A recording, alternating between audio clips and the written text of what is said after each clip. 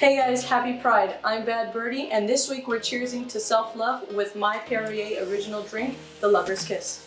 As a bartender in the LGBTQ community, it's been a journey for me to find and honor that love within. But I realize I'm perfect just the way I am, and that's what Pride is all about, being proud of who you are no matter what.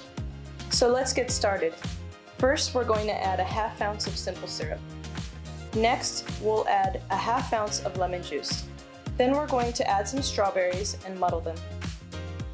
Let's add a few basil leaves, a couple dashes of aromatic bitters, and we're going to add 1 ounce of almond liqueur.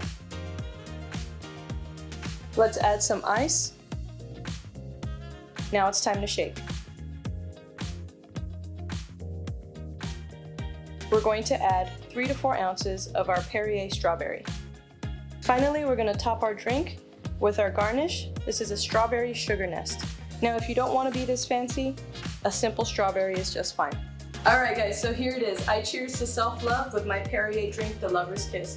A great way to celebrate this month. And speaking of celebrating, make sure you check out Perrier USA tomorrow to see how we're bringing the party to Pride. Cheers!